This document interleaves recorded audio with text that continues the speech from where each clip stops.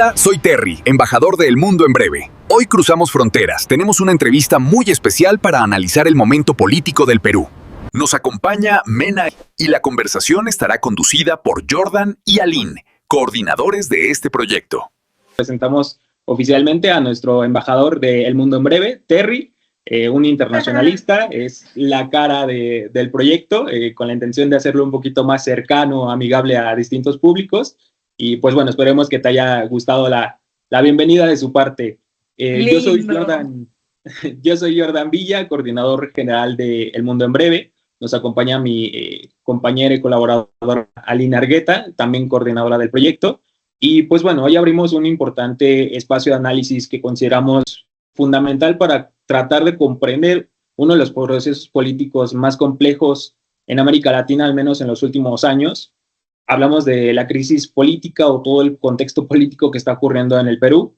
El objetivo, como un poco lo di a vislumbrar, es ofrecer a la audiencia mexicana una comprensión rigurosa, contextualizada y latinoamericana de todo lo que está ocurriendo políticamente en Perú, a través de la voz de una internacionalista y especialista nacional como lo es Jimena García, que tenemos el placer de tenerla esta tarde con nosotros. Ella es internacionalista peruana, analista y creadora de contenido en la materia. Y pues bueno, Jimena, muchas gracias por aceptar esta conversación y por tu disposición para dialogar con nosotros y llevar tu perspectiva a nuestra audiencia, sobre todo en México. Muchas gracias, muchachos. Es para mí un honor estar con ustedes y me alegra que cada vez se esparzan más iniciativas en materia de relaciones internacionales en América del Sur, que creo que son carreras que recién están empezando a ver la luz, a pesar de que siempre han sido muy relevantes. Así que muy feliz de contar un poco del contexto de este país donde nunca te aburres, ¿no? Perú es un país bastante caótico, tiene sus propios problemas y tiene sus propias formas de entender la realidad. Es como una realidad bien divertida de estudiar porque siempre tenemos una frase los peruanos, ¿no? O sea, lo imposible es posible en el Perú y todo aquello que no crees que puede pasar, pasa en el Perú. Entonces creo que va a ser muy divertida esta reunión, explicando un poco lo que pasa en ese país, en mi país.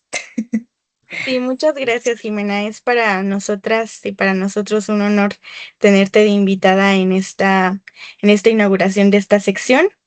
Y bueno, si no tienes algún otro comentario o no tienen algún otro comentario para poder dar inicio, si les parece bien. Sí, por mí súper. Bueno, justamente para poder arrancar con la entrevista y más que nada como para tener un panorama general sobre dónde está hoy el Perú, pues desde una perspectiva estructural y no únicamente coyuntural, la pregunta, Jimena, sería, ¿cómo caracterizarías el estado actual del sistema político peruano a partir de la destitución de Pedro Castillo y las sucesiones institucionales que han marcado el periodo posterior? Perú es una democracia fragmentada, no es una democracia modelo, de hecho jamás lo ha sido. Y si algo podría resumir a Perú ahorita es que hay una fragmentación política impresionante, que nunca habíamos tenido una fragmentación a tal nivel. O sea, hemos tenido crisis políticas antes, pero esto ya es una fragmentación del sistema político, es decir, que ningún partido, ninguna personalidad, nada concentra los deseos ni las posturas de los peruanos. La polarización está en sus niveles más altos y pues la destrucción institucional del país también está en niveles altos, ¿no? Estos cambios presidenciales yo ahí sí corregiría, diría que esto empezó en el 2016 con Pedro Pablo Kuczynski, que ganó la presidencia en segunda vuelta contra Keiko Fujimori. Es un problema propio de las democracias que no son maduras de alguna manera, ¿no? Entonces, ¿qué pasó? Básicamente, el partido fujimorista, que es un partido histórico en el país, por muchos motivos, entre ellos lo que vivimos los peruanos en los 90, el terrorismo, entre otras cosas. Alberto Fujimori fue uno de los presidentes emblema de la lucha contra el terrorismo, pero a su vez también se cometieron muchas violaciones de derechos humanos, a su vez acaparó las instituciones del Estado, es decir, fue un dictador porque no fue elegido, después de que cerró el Congreso, pues no ha sido una persona elegida popularmente, ¿no? O sea, hay que decirlo.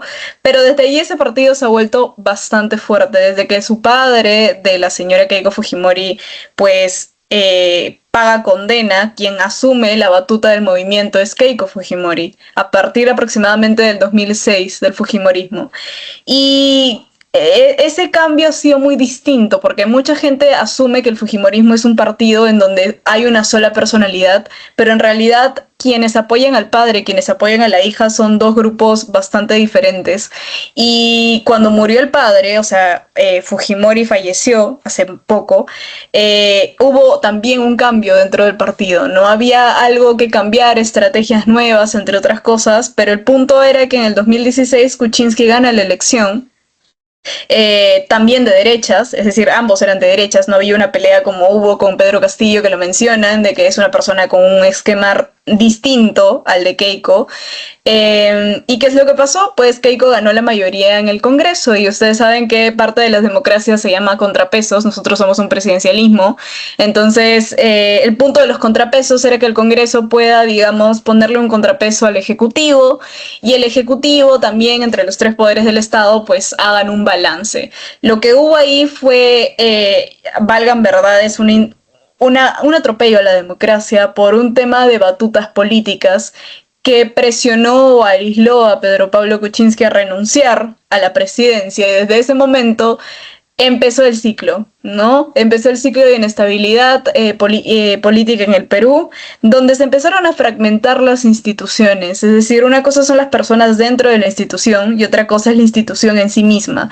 La institución en sí misma perdió todo tipo de credibilidad. Tenemos una aprobación del 1%, creo que el más bajo en toda la región de un legislativo, de 1 a 2%, y una figura presidencial que prácticamente no existe. Es un presidencialismo sin figura presidencial, porque el presidencialismo requiere de que se respete la institución presidencial, se respeten los poderes del Estado, pero en el Perú se ha modificado eso de alguna manera. ¿Por qué? Porque tenemos mecanismos que han sido utilizados para que no haya un equilibrio de poderes, sino que hay un poder, en este caso legislativo, que sobrepase a los demás poderes. Y eso no es no solo una democracia, no hay equilibrio de poder, sino que además es una fragmentación total del sistema político. Muchas gracias, Jimena. Sí, completamente lo que planteas nos lleva justo a pensar que no estamos frente a una simple sucesión presidencial accidentada, sino que es un sistema que arrastra pues problemas justamente de diseño, de contrapesos y de representación, y sobre todo pues la pérdida también de legitimidad. En este orden de ideas, la siguiente pregunta es: ¿cómo ha sido recibido el actual presidente interino tanto por la ciudadanía como por los principales actores del sistema político? Mira, ahí sí me gustaría decir que en Perú hay algo bastante, sé que eso lo vamos a tocar después, pero cómo lo recibe la élite económica y la élite política son cosas diferentes, ¿no?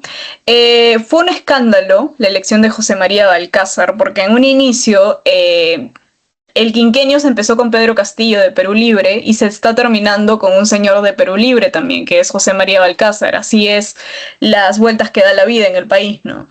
Y la gente no entendía por qué, porque se supone que se voceaba que María del Carmen Alba, que era una persona de Acción Popular, un partido que, bueno, históricamente no podríamos decir que es centro-derecha o derecha, pero al menos era el consenso de la derecha, o de partidos de derecha como tal. No ganó.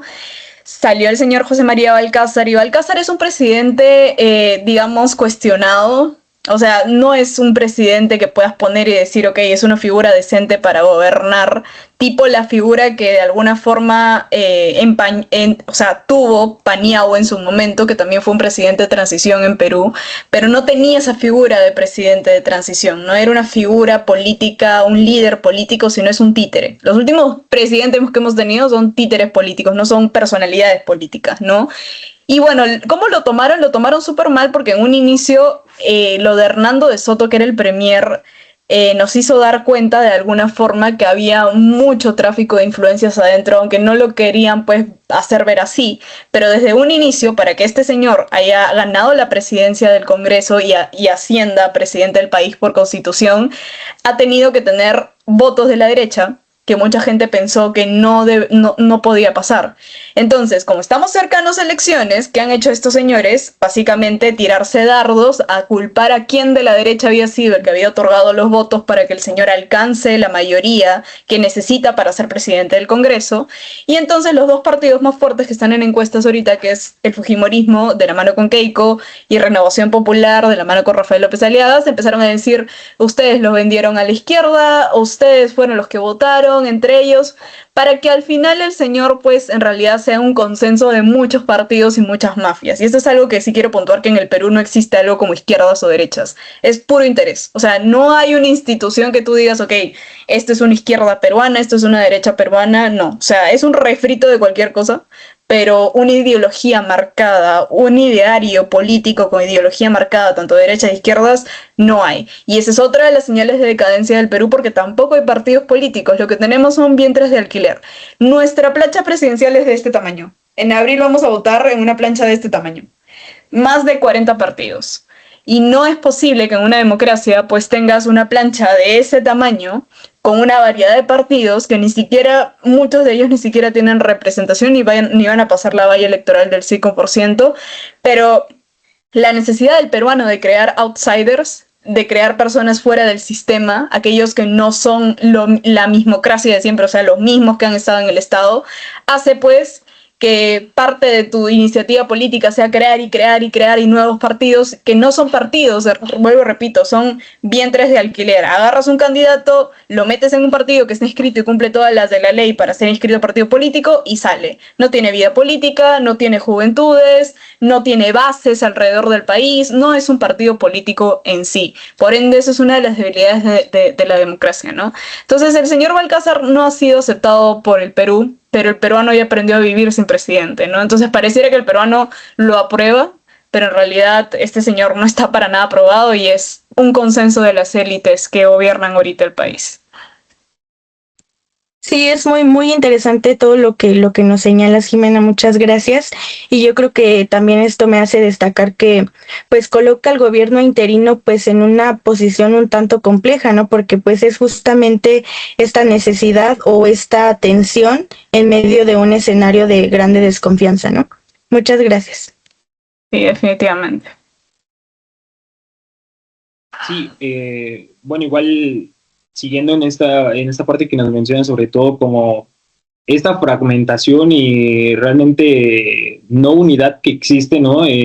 Tanto en ideologías y vaya en todo ese contexto, también creo que, digo, a lo lejos es lo más notorio lo que puedes llegar a leer, ¿no? Que en el Perú hay frecuentes tensiones, problemas entre el Congreso y el Ejecutivo, ¿no? Eso creo que sí queda claro, pero creo que justo no, al menos digo, gran parte de las noticias que, por ejemplo, en nuestro caso en México llegamos a ver, justo creo que no se enfatiza o no se logra expresar y poner sobre la mesa esta fragmentación, ese nivel de división que existe, ¿no? Sí. Podríamos pensar, hay como esas ciertas tensiones entre legislativo y ejecutivo, ¿no? En ese sentido, digo, creo que ya estabas como un poquito, a lo mejor mencionando algunas cosas, algo que quieras agregar sobre esta relación entre legislativo y ejecutivo, ¿qué es lo que nos revela? Digo, ya lo habías, creo que podamos irlo notando, pero ¿qué nos revela sobre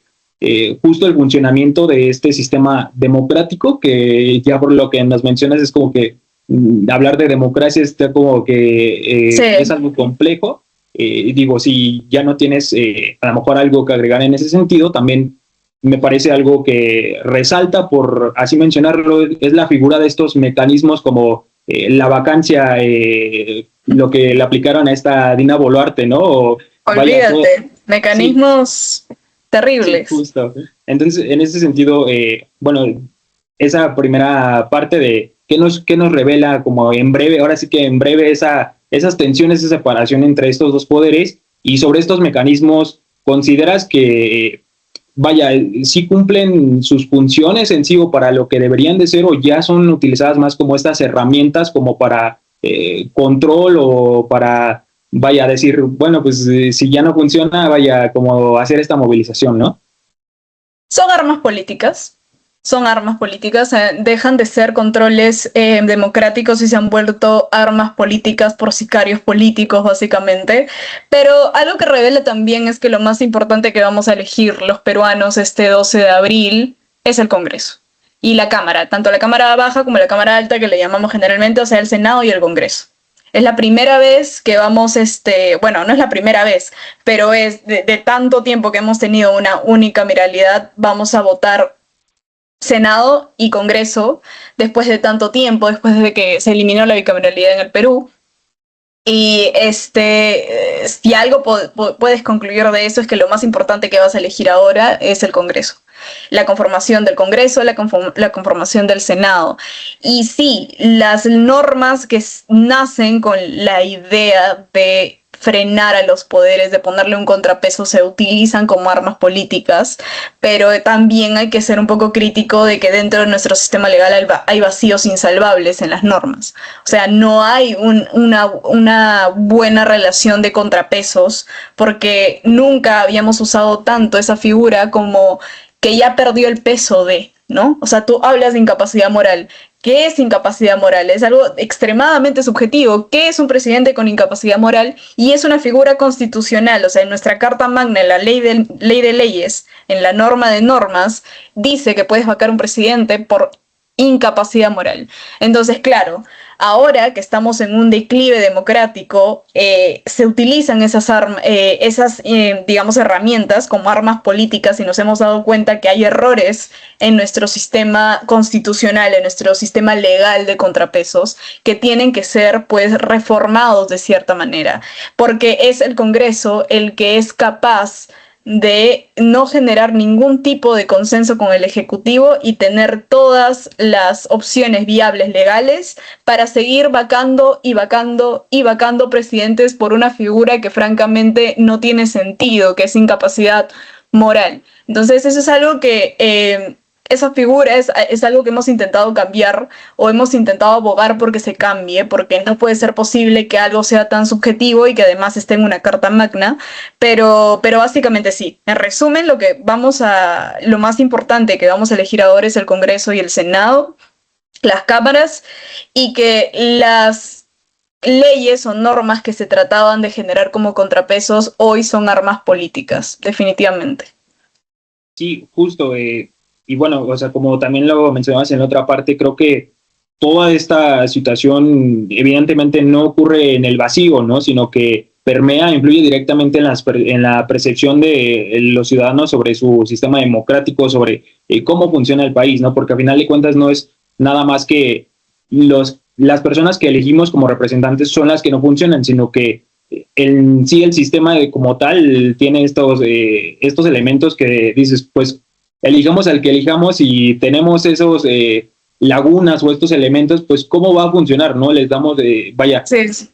Trabajan en ese marco, ¿no? En esa misma línea, ¿no? Y como lo menciono, pues creo que influye directamente, ¿no? En la percepción no solo de los nacionales, sino también a nivel internacional y también sobre todo, digo, enlazándonos al siguiente tema, en las juventudes, ¿no? En las nuevas generaciones también, que me parece que son las que pueden llegar a cuestionar más y que se empiezan a dar cuenta de esto, ¿no? Que bien lo mencionas, ¿no? De que no es un problema de figuras o de representantes, sino más bien de sistema, ¿no? Y de cómo funciona. Definitivamente las juventudes han tenido una pieza fundamental en el país ahorita. De hecho, las personas, en su mayoría, que fueron a hacer el Merinazo, que es el presidente que menos nos duró, 5 días, Manuel Merino, fueron jóvenes. Ahora, yo tengo muchas críticas referente a esa marcha y a los que fueron, pero no puedo negar, porque sería cinismo negar, de que las generaciones jóvenes en el Perú se están alzando, están creando proyectos para que la gente se informe, están viajando, están tratando de cambiar la mente extremadamente dual del peruano entre izquierdas y derechas, entre fujimorismo y otros partidos. Entonces, esas cosas que nos impiden de alguna u otra forma madurar políticamente a la hora de votar y a la hora de ver la política del país, ha sido en gran parte labor de los jóvenes. Y también por el hecho de que estamos muy mal en bolsa laboral de jóvenes ahora. Estos jóvenes que salen de alguna forma, lo que están tratando de hacer es un futuro para un país que va a ser de ellos, que va a ser mío, que va a ser de mis hijos, de mis nietos, porque de verdad es muy difícil que el peruano ahorita o que los jóvenes no duden en salirse del país. Hay una fuga de talentos en el Perú. Salen del país a Europa, salen del país digamos, a Estados Unidos, a Canadá, a países en donde puedan buscar otro tipo de oportunidades, y no hay jóvenes en política, porque le temen a la política, porque saben que pueden terminar o muertos, o terminan mal, o los sepultan. Entonces, la mayoría de gente que ves en el Congreso son gente mayor a 40 años, que en bromas le llamábamos justo el gabinete, le decían, porque el gabinete que iba a conformar Balcázar le llamaron el gabinete plenitud, referente a los pañales plenitud que hay de adultos. A ese nivel de memes o de bromas se hacen en el país, porque son personas mayores. No hay una clase política joven, no hay una clase política nueva, porque los jóvenes le tienen miedo a entrar a la política en Perú, porque es demasiado corrupta, demasiado peligrosa. Hay intereses mezclados por todos lados, entonces evitan esa parte, evitan de alguna forma entrar al enfrentamiento político. Lo hacen desde sus casas, desde sus redes sociales o desde otros países donde les dan mejores oportunidades de trabajo que el Perú no les da buenos sueldos, no les da buena calidad de vida. Entonces es peligroso para los jóvenes esta fuga de talentos, para el Perú en realidad, esta fuga de talentos que estamos teniendo, y la necesidad de los jóvenes de buscar salidas para poder tener un futuro en este país, ¿no? Sí, justamente, Jimena, se relaciona mucho con la siguiente pregunta que justamente pensamos, y es señalar precisamente el papel que han tenido pues la juventud, ¿no? En esta situación. ¿Tú cómo interpretas el rol de los jóvenes como actores políticos en esta crisis peruana, y qué impacto crees que tiene su participación en la legitimidad democrática y en la estabilidad del país? Bueno, el rol de los jóvenes es importantísimo. Ellos son los que van a heredar, como dije, el país. Nosotros somos los que vamos a heredar el país próximamente. He visto más jóvenes de entre 28, 30 años empezar a meterse ya en política, personas más frescas, más jóvenes, con ideas más modernas, porque no olvidemos que el Perú es un país extremadamente conservador, entonces es difícil que las ideas de los jóvenes de ahora pues ingresen dentro de la sociedad.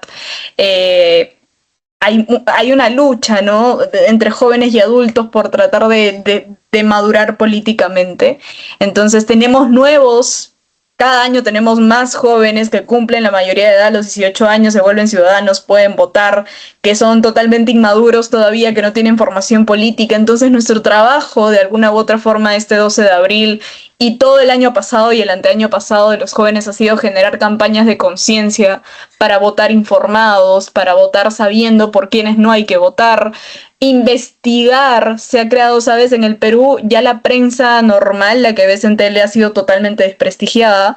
Entonces los jóvenes prefieren escuchar podcasts, escuchar periodistas alternativos. Entonces la mayoría de ellos son jóvenes, son aquellos de que están entre un rango de 20 a 35 años, que son los que crean sus nuevos podcasts, que entrevistan candidatos. Eso se ha vuelto en el Perú los líderes de opinión. Ya no tanto la prensa local, ya no tanto la prensa que siempre sale en televisión, sino que en Perú esos jóvenes que crean espacios se han vuelto líderes de opinión sumamente importantes. Pero hay que hacer el matiz que la gran mayoría de estos jóvenes habla para la parte más privilegiada del país, que no solo es la capital, sino también en la costa, algunas ciudades, porque dentro del Perú, más adentro del Perú, entre la sierra, la selva, los lugares donde no llega ni siquiera el internet, estos programas no funcionan. Es una crítica que también hacemos, ¿no? Hacemos muchos programas de streaming, redes sociales, pero la gente de la sierra no nos escucha porque fallamos tanto como Estado que no tienen internet, no tienen servicios básicos. Entonces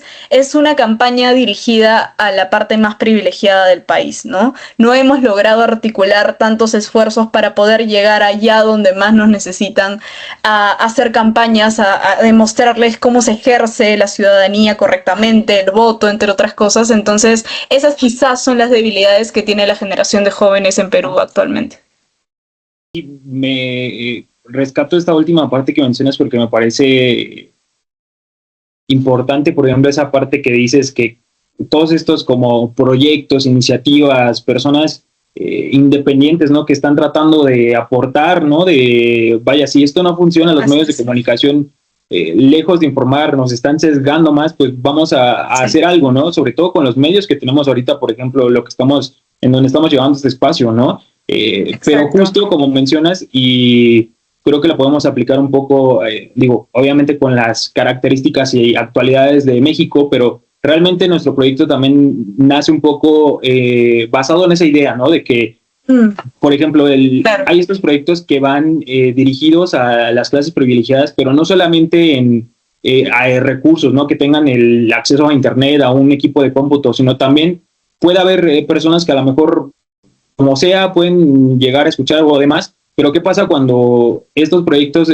vaya, no digo que esté mal porque es muy necesario y al final de cuentas alimentan y nutren el conocimiento, pero por ejemplo, si hablamos, por ejemplo, ¿no? Luego pasa mucho en México, te encuentras proyectos que muy bien armados y demás, pero tienen como mucho teoría, muchos conceptos, vaya así como duros, por así decirlo, y tú me dices a una persona que no ha sido cercana a una educación universitaria, vaya a lo básico, es decir, ok, te puedo leer, pero ¿cómo lo voy a entender, no? O sea, realmente, ¿cómo y un dato curioso es que más del 50% de peruanos eligen la cola de votación por quién va a votar. Entonces imagínate el trabajo que hay que hacer. Ese es un dato, búsquenlo, es un dato real. O sea, más del 50% de peruanos este 12 de abril va a elegir en la cola la típica señora que te toca, oye, ¿por quién vas a votar tú? Sí, es bueno, ya, pues votaré por él. O sea, ese tipo de cosas es una falta de educación cívica de las personas y lo que dices es muy cierto, es alcanzar a aquellos que estructuralmente tuvieron esas debilidades. De nuevo, no es acá poner el pobre es pobre porque quiere, no, hay fallas estructurales de países como el Perú que han hecho que todas estas personas estén aisladas de la educación cívica que debieron por derecho recibir. Entonces, de alguna forma, yo creo que una crítica a nosotros los jóvenes es tratar de ver las maneras de llegar ahí, porque el Estado no lo está haciendo. Sí, justo, y bueno, me alargué un poquito, pero era justo a lo que íbamos con la pregunta en cuanto a estos territorios que suelen quedar en el olvido cuando hablamos de, por ejemplo, todas estas crisis políticas, todo lo que está ocurriendo y a veces nos centramos, ¿no? en Lima, en las grandes urbes, en las zonas más importantes, pero ¿qué pasa cuando tratamos de buscar o ver qué ocurre en otros territorios como comunidades indígenas, zonas rurales, justo, ¿no? Vaya, en ese sentido, digo, creo que ya lo ibas expresando y desarrollando un poco, pero justo, ¿cuáles son los aspectos centrales que suelen quedar como... sí, en el olvido, cuando digo, tratamos de analizar esto, y justo qué nos revelan estos territorios y ese contexto sobre la capacidad del Estado, digo, creo que ya no quedó como un poquito claro, pero también sobre la capacidad, por ejemplo, de estos nuevos actores, ¿no? Líderes de opinión, ¿qué nos revela sobre justo estas capacidades, ¿no? Que era un poquito lo que estabas mencionando, si quieres abordarlo un poco más. Bueno, estamos hablando de una brecha estructural que aproximadamente tengo entendido que en los últimos reportes estamos hablando de 2.3 o 1.8 a 2.3 del PBI. O sea, son brechas estructurales en el Perú bastante fuertes y de pronto estas brechas a lo largo del país se dificultan más porque somos un país extremadamente centralizado.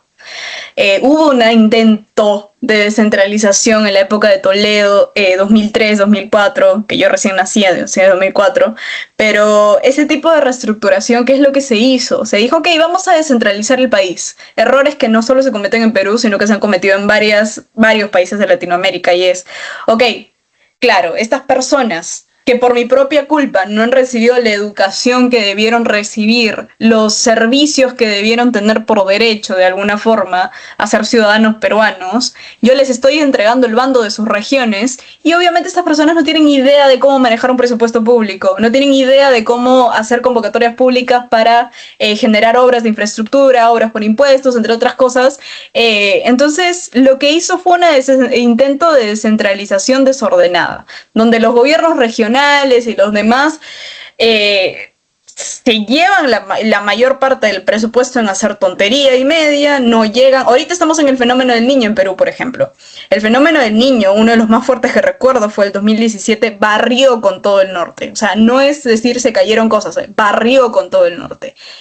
Desde ahí, los gobiernos regionales encargados de hacer planes de infraestructura para Tumbes, para Chiclayo, para Trujillo, al norte del país, habían ejecutado hasta ahora la mitad del presupuesto y nada que ver con preparar a las ciudades para un fenómeno como el niño. Hoy nos vuelve a azotar el fenómeno del niño y seguimos estas ciudades inundadas sin tener proyectos que les permitan protegerse de un fenómeno natural. O sea, venimos carreando y carreando y carreando esta descentralización totalmente ineficiente, donde el gobierno intenta delegar a las regiones el trabajo, pero estas regiones simplemente no están preparadas. Hay extremos de corrupción dentro de las regiones, se roban el dinero para las obras, los hospitales no tienen tubos, no tienen medicina, se caen a pedazos. Entonces, esa es la realidad del Perú. Cuando la gente de pronto dice, el Perú cambia de presidente, pero no le pasa nada. ¿Qué no le pasa nada? Estamos colapsados hace años.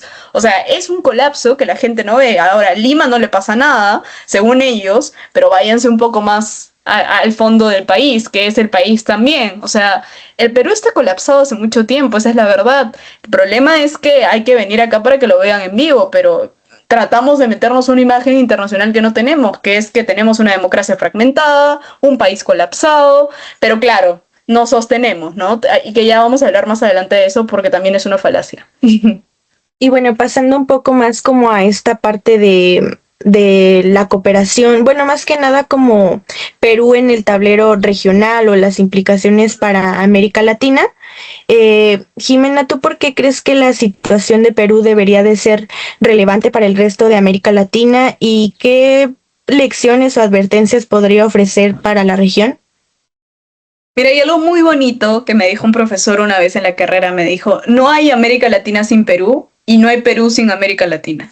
Entonces, todos somos países, es algo bonito porque de alguna forma aplica para todos los países, porque tú te vas a Europa, esas personas de alguna forma se mataron entre sí en 2 guerras consecutivas mundiales y nunca en un discurso los vas a ver decir nuestros hermanos los franceses, nuestros hermanos los alemanes, los italianos, pero por alguna extraña razón en esta región siempre hablamos de países hermanos, ¿no? El país hermano de México, el país hermano de Ecuador, los hermanos andinos, países andinos, miembros de CAN. O sea, somos una región bastante de hermandades, ¿no? Bastante de compartir una historia bastante fuerte, no solo de colonialismo, sino también propiamente de las deficiencias estructurales de nuestros sistemas, que lo venimos compartiendo. Entonces, el Perú es un país que hoy tiene acceso a una de las puertas y las rutas del futuro, que es el Asia-Pacífico. El Perú se proyecta como una potencia regional emergente, aunque tenga muchísimos tropiezos en el camino, entre ellos el sistema político. El Perú tiene acceso al Asia-Pacífico, el Perú es abierto a la cooperación con México y con todos los países de la región. De hecho, lamentablemente Alianza del Pacífico está paralizada ahorita con ustedes y con Colombia, pero ese tipo de organismos nos ayudaron a cooperar de cierta manera, a avanzar nuestras economías. México es una economía importantísima para el Perú, para nuestros productos. Entonces, claro que existe una cooperación. Ahora, el problema, digamos que la región debe prestar atención, es que con estos cambios presidenciales que vemos del péndulo típico de esta región, ¿no? Tiramos 5 años para la derecha, volvemos 5 años a la izquierda, 5 años a la derecha, 5 años a la izquierda. Entonces, este péndulo, yo creo que el problema regional en sí es no darnos cuenta de los costos de oportunidad que perdemos por estar peleándonos entre nosotros ideológicamente. O sea, nosotros a este punto, a esta doctrina Donroe que está viniendo, lo que se nos venía era integrarnos como región. Era tratar de pelear como región, todos juntos como un bloque. Y no podemos hacerlo porque ni siquiera mecanismos como la Alianza del Pacífico, que son intergubernamentales, ni siquiera son tan profundos, no funcionaron porque viene un presidente que está contrario al otro presidente y paralizaron una alianza. Entonces, imagínate si lo volvemos integración.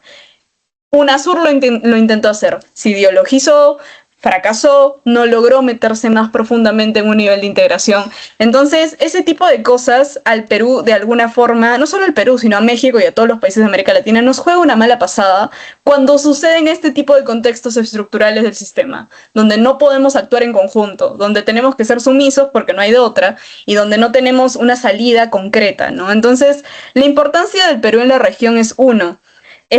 Perú se proyecta ser un hub estratégico regional, tiene salida al Asia-Pacífico, tiene una proyección de puertos que hoy compite con Chile y que realmente, ya han visto lo de Chancay seguro, tiene una posición relevante estratégica en la región. El Perú, además, es parte de uno de los minerales críticos que vuelven al mercado ahorita y con furia, incluso generando guerras, que es el litio. Perú forma parte del famoso triángulo de litio. Perú puede ser un clúster de litio, de hecho, porque generalmente los clústeres siempre son los más cercanos a los puertos y ese tipo de cosas son los que nos posicionan como un país en la región importante con el cual cooperar, con el cual transar y con el cual generar una apertura para que como región tengamos un poder de jugar en el tablero, aunque sea sonar un poco en el tablero, ¿no? Como región. Sí, completamente coincido con todo este análisis y esta perspectiva tan amplia que nos brindas, Jimena, porque considero también que justo en América Latina no solamente hay una hermandad latinoamericana, sino hay toda una identidad que se comparte, ¿no? Y que justamente también se relaciona con este debilitamiento que hemos visto sobre el posicionamiento que han ejercido algunos mecanismos de cooperación, ¿no? Ya no es lo mismo hablar, por ejemplo, de una CELAC, de una SUR, de diferentes tipos y diferentes mecanismos de cooperación, ¿no? Creo que ha existido un gran debilitamiento en la región, sobre todo se explica debido a este péndulo que nos comentabas, ¿no? El surgimiento de las derechas. Entonces, creo que es muy importante destacar esto. Y bueno, siguiendo esta misma línea de ideas y desde una perspectiva geopolítica, ¿existe algún actor externo con influencia significativa en el escenario peruano que pues deba considerarse en el análisis? China. China tiene una influencia bastante grande en el Perú, es nuestro primer socio comercial y la idea de la política exterior de Perú era algo que se le llama neutralidad activa, que era tratar de no depender tanto de potencias para tener un margen de maniobra suficiente para evitar ese tipo de enfrentamientos que justo estamos viendo ahorita, ¿no? Entonces, ¿qué era en líneas simples? Seguridad para Estados Unidos, comercio para China. Esa era en líneas simples la línea base del Perú. El Perú no le va a ceder ningún tipo de seguridad a China, o sea, también podemos diversificamos con material militar de Rusia, de Corea, de Brasil, que bueno, no de Brasil exactamente, sino que, por ejemplo, los aviones suecos que planeábamos comprar se podían fabricar en Brasil. Entonces, ese tipo de diversificación militar la tenemos, pero si hablamos políticamente, alineación estratégica en materia de seguridad siempre va a ser el paraguas estadounidense, mientras que el comercio lo ha ganado China, es nuestro primer socio comercial, tiene un puerto, ha habido una controversia porque prácticamente el puerto ya ni siquiera lo vamos a poder manejar nosotros como deberíamos, tenemos un montón de empresas chinas en el país, de servicios básicos. Justo hoy día conversaba con un amigo que trabaja en una de las empresas que fueron compradas por los chinos, que es Luz del Sur, servicio de luz del país, de gran parte del país, o sea, no es la única del país, pero es gran parte del país, Luz del Sur. Entonces, todo lo que yo tengo Luz del Sur, yo pago Luz del Sur, o sea, servicios básicos que tenemos acá en el Perú han sido comprados por el gobierno chino y son manejados en gran parte por China. Es muy interesante que la audiencia, investigue el crecimiento de la tasa de empresas chinas que ha venido al Perú, y la compra de Luz del Sur también, entre otras cosas, que ahora le pertenece a los chinos. O sea, no se imaginarán, la semana anterior empezó el año nuevo chino, esas empresas se vistieron de China. Las galletitas de la fortuna, un montón de cosas. Entonces, la presencia de China en Perú es bastante fuerte a nivel comercial.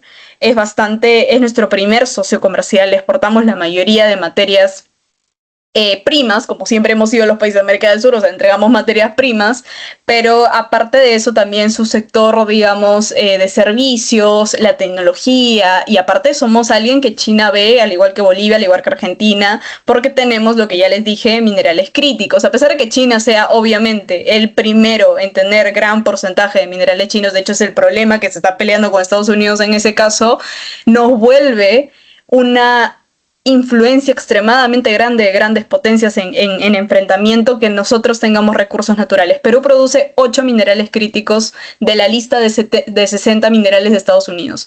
De entre ellos están los más importantes: litio, cobre, al igual que con Chile. Entonces estamos siempre influenciados por dos grandes potencias en realidad. Ahora, el último escándalo que hubo en el Perú, que de repente lo deben haber visto, es sobre José Gerí, que hizo tratos con empresarios chinos, que le llamaron el Chifagate. Entonces, esto no es que tenga que ver directamente con Xi Jinping, por favor. O sea, es un escándalo minoritario dentro del Estado, en donde un presidente estaba concediendo plazos fuera de ley, estaba haciendo trances fuera de ley con un empresario chino en Perú relacionado a la minería ilegal. Dato curioso, el Perú va a ser el 2025, casi se convierte la primera vez que lo que ganamos por vender oro legalmente iguala a lo que sale ilegalmente. O sea, es gravísimo el problema de la minería ilegal en el Perú. Entonces, si pudiera responder tu pregunta, actores externos siempre vamos a estar bastante, digamos, todos, no solo Perú, bastante influenciados por lo que pasen con nuestros vecinos más cercanos, ¿no? Bolivia, Ecuador, México también, a pesar de que necesita de alguna forma cierta autonomía, siempre va a estar grandemente influenciado por el gigante que tiene arriba. O sea, va a estar presionado, al igual que el Perú, está presionado no solo por sus vecinos, sino por el entorno regional. Pero si hablamos de potencias externas a la región, yo creo que China y Estados Unidos se llevan grandes porciones dentro del Perú, y que nos obliga como Estado a planear estrategias para evitar que nos arrastren a una guerra que no queremos ser parte, porque nos destruyen efectivamente.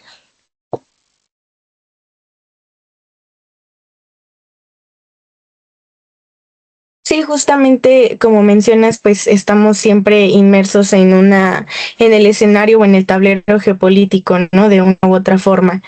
Y pues sí, es de destacar el papel que ha tenido China, sobre todo en el Perú, uno de los principales socios en América Latina, ¿no?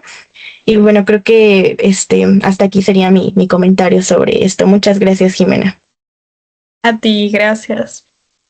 Sí, decía, pues considero que todo proceso político, en este caso esta crisis o todo ese contexto que viene atravesando el Perú, para mí sí es un punto nodal. Puede llegar para bien, para mal, o a lo mejor puede llegar incluso a ser intrascendente en ciertos casos estos procesos electorales, pensando en el próximo proceso que va encaminado Perú para, como lo mencionabas, el 12 de abril, de 2026, pero justo con todo lo que nos acabas de presentar, de poner como en la mesa en esa perspectiva, pues justo teniendo en cuenta esta fragmentación, esta pérdida de legitimidad, estas sensaciones, ¿no? que yo creo que son como permeables en la población peruana. Este proceso electoral, ¿cómo se está viendo? ¿O cómo se espera, ¿no? ¿Qué es lo que está generando? Sí, en algunos sectores llega a ser como una válvula de esperanza, de decir, bueno, vienen elecciones, ¿no? Justo si nos informamos y hacemos el proceso lo mejor que podamos, puede representar un cambio, o más bien son vistas como, pues otras elecciones, ¿no? Pues ya, pues a ver, como dices, ¿no? Yo creo que a lo mejor puede ir un poco más por ahí, por lo que mencionabas de que, pues a la mera hora, ¿no? En la fila, oye, pues, ¿por quién vas a votar? No, pues por tal, ¿no? Por el menos peor, o por el, pues lo vi que ahí, por ahí lo vi, ¿no? Lo llegué a ver. Entonces, en ese sentido, ¿cómo percibes que están siendo esperadas este proceso electoral? ¿Como esa válvula de esperanza, de cambio, o como un proceso más? Mira, primero decirte que la participación política en el Perú ha bajado muchísimo. La participación política de las personas, es decir, la participación de las personas tienes un padrón electoral, la gente que va a votar ha reducido un montón en los últimos años, simplemente porque ya no le tiene fe a la política, prefiere pagar su multa antes de ir a votar. El voto en el Perú es multado si es que no vas, por si acaso, no es voto voluntario. Entonces, prefieren pagar su multa antes de ir a votar, pues, ¿no? Ha bajado bastante la representación también política en sí. Los que están dentro del Estado ya dejan de representar algo, se han vuelto simplemente coaliciones de poder, ya no hay grupos que se sientan identificados, que se sientan representados, que es uno de los fines del Congreso, ¿no? Representar a la población de cierta manera. Entonces, lo único que se le pedía a un presidente de transición es que garantice elecciones limpias, garantice elecciones ordenadas, una transición democrática, limpia, que los peruanos puedan confiar que el resultado del 12 de abril, que obviamente vamos a pasar a segunda vuelta porque siempre es así en el Perú la mayoría de veces, sea un resultado limpio, ¿no?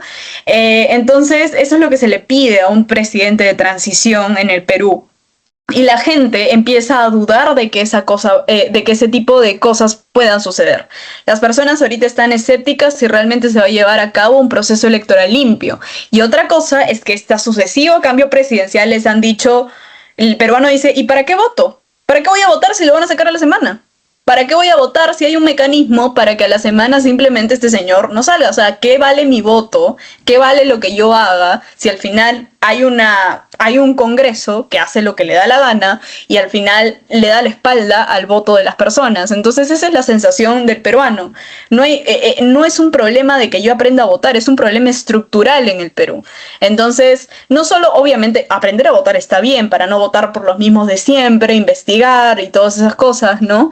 Pero lo que estamos viviendo es un problema estructural. Necesitamos reformas constitucionales, necesitamos reformas dentro del Congreso, en el Ejecutivo. Entonces, estas reformas nos deberían garantizar ya por fin un equilibrio y un balance de poder de verdad, ¿no? Dentro del Estado. Entonces, la sensación de estas elecciones, uno, es que no sabemos como peruanos si realmente se va a llevar a cabo una elección limpia, si no la van a robar, si no van a falsear resultados, si realmente se va a llevar el procedimiento como se debe de ser, si es que no se van a tumbar candidatos en la última semana o sea, una semana antes de la elección, porque siempre una semana antes de la elección al favorito le inventan cualquier cosa o le ponen cualquier cosa para que le bajen las encuestas y simplemente no gana por sicarios que están dentro, sicarios políticos les llamamos los peruanos, que están tanto en televisión como en otras partes, ¿no? Entonces, el peruano ya está cansado el peruano siempre le gusta votar por el outsider, pero ahora lo que se está voceando más por el tema de que estamos viviendo una época de violencia única, las extorsiones han crecido. 9 de cada 10 peruanos ha dicho que o es víctima de extorsión o conoce a alguien que ha sido víctima de extorsión. No es cosa blanda, o sea, realmente es un problema muy grave. Entonces se vocea un poco, vamos a dar ese giro como toda la región lo está dando. Muy probablemente la tendencia regional se mantenga y Perú vote a la derecha esta elección y gane un candidato de derecha, pero la necesidad del peruano de regresar a las ideas de la mano dura, de salir de la corte, de las penas de muerte, ¿no? Ese tipo de cosas han vuelto al debate político porque no hay una solución democrática que les permita ver al peruano que hay otra forma de hacer las cosas. Entonces ellos han captado que como el Estado no hace nada, como no podemos hacer nada, la mano dura, que es al fin y al cabo ningún plan, es la forma de salir del problema. Entonces esas tendencias están llenando la cabeza del votante, ¿no? Aquellos que son militares, que son fuertes, que han enfrentado el terrorismo, esas posturas vuelven a salir en campaña porque vivimos en una época en donde hay mucha violencia, los grupos digamos, delincuenciales han crecido en el Perú, hay demasiada extorsión, abres tu bodega, te extorsionan, matan a transportistas todas las semanas por temas de extorsión y la minería ilegal está en un repunte único. Entonces, todas esas cosas llevan al votante a, obviamente, tener en cuenta que lo que va a pasar esta elección es que van a tener que elegir un candidato que corte de raíz, ¿no? Que sea el candidato mano dura, que sea el candidato que no soporte a nadie. De hecho, Nayib Bukele es bastante famoso en el Perú. Creen que es aplicable su modelo, no es aplicable, pero creen que es aplicable. Entonces, ese tipo de cosas propias también de la ignorancia, de la poca educación cívica, hace que este proceso electoral sea extremadamente polarizado. Así va a ser.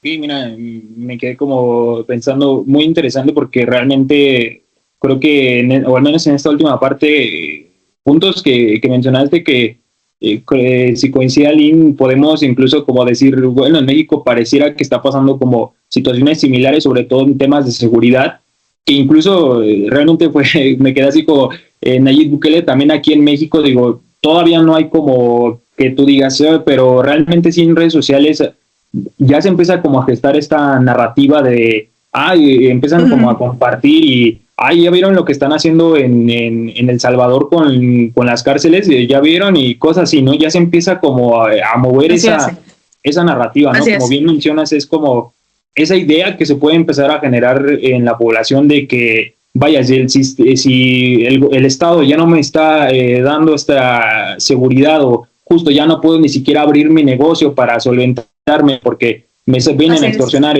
Entonces, pues necesitamos a alguien que ahora sí que juego contra juego, ¿no? Y que ponga, como dices, bien mano dura, ¿no? Entonces, sí, muy interesante lo que se menciona. Y bueno, ya para, ya ahora sí encaminándonos ahora sí a esta parte del cierre, digo, a lo mejor esta pregunta va a ser un poquito un reto porque sería como hacer este análisis, pero digo, si tuvieras que plantearnos o en el imaginario, perdón, 3 escenarios o algunos escenarios plausibles que puedan ocurrir en el Perú en un lapso de, no sé, 12 meses, en un año, ¿tú qué verías, no? ¿O qué pensarías cuáles serían estos escenarios más cercanos que se pudieran dar en el Perú?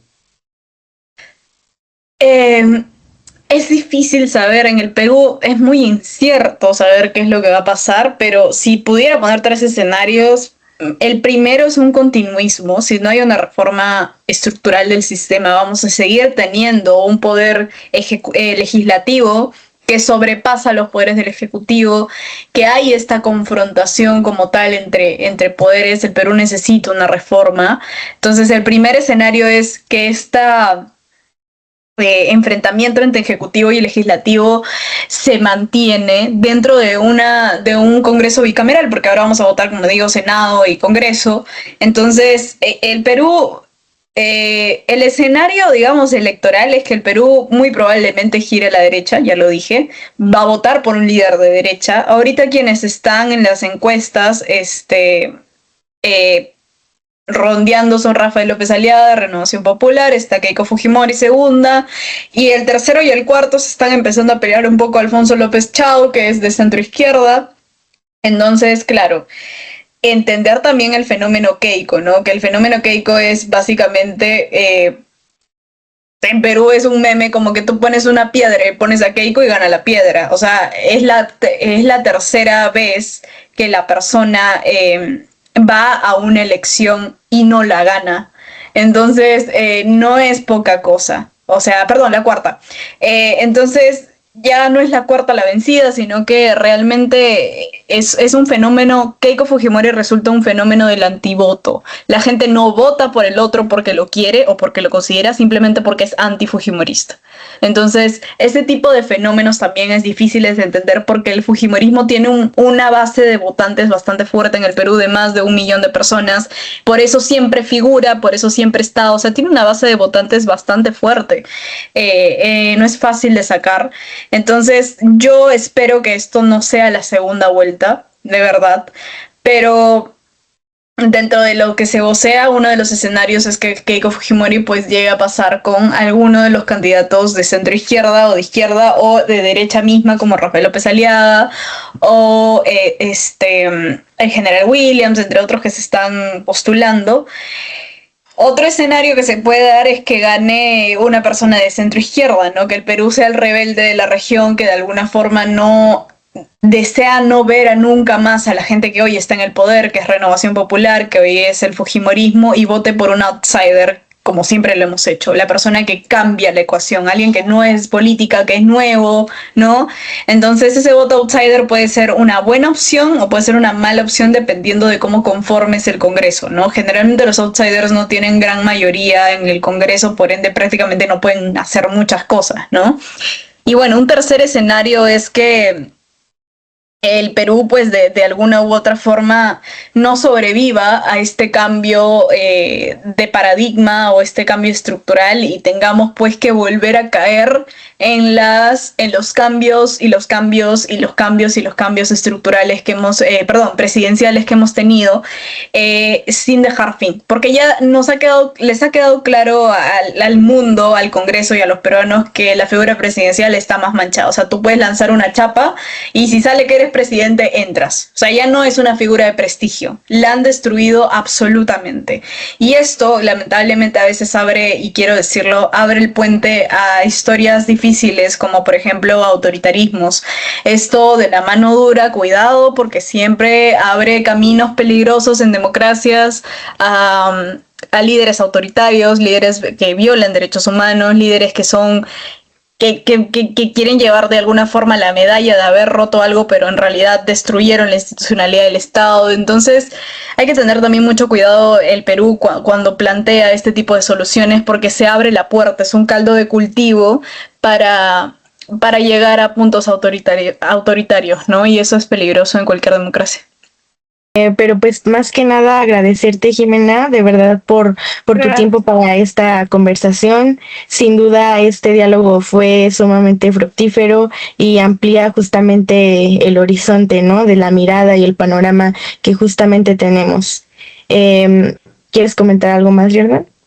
Pues sí, solamente reiterar las palabras y el agradecimiento de Aline. Realmente creo que nosotros, digo, ahorita fuimos los que atendimos la entrevista, pero digo, te compartimos porque, como te comenté en el mensaje cuando me contacté contigo, la mayoría de los que formamos parte del proyecto, te digo, vamos como iniciando esta parte, pero ya somos un pequeño grupo de 10 personas, 10 internacionalistas mexicanos, y realmente la mayoría me atrevería a decir que hemos sido cercanos a tu contenido. Aline, ya la voy aquí a balconear, es muy, muy fanática tuya, realmente eres un buen referente, un buen ejemplo, y pues solamente reiterar eso, ¿no? Desde el Mundo en Breve también consideramos que este tipo de espacios no son simplemente un análisis académico o una entrevista más, ¿no? Sino que son reflexiones necesarias y justo espacios necesarios para entender un poco más, ¿no? Lo que está ocurriendo, y sobre todo, como dices, que no son acontecimientos o contextos aislados, ¿no? Sino que sobre todo en esta región donde vivimos, pues realmente pueden resultar muy, muy fructíferos, ¿no? En ese sentido, pues muchas gracias, igual como te digo, lo menciona Jimena, muchas gracias, como lo menciona Aline, perdón, muchas gracias Jimena por apoyarnos no solamente a nosotros, sino a la audiencia mexicana a comprender un poquito más de lo que está ocurriendo en el Perú con esta cercanía y profundidad, ¿no? Realmente lo agradecemos. A ustedes, muchachos, gracias también a México, porque yo me iba a ir de viaje de promoción a México y falló la pandemia, pero espero algún día viajar a su país y poder conocerlo. Estoy segura que soy feliz. De hecho, fun fact de mí es que me muero por probar un elote de esos que ponen en un vaso y le ponen un montón de cosas.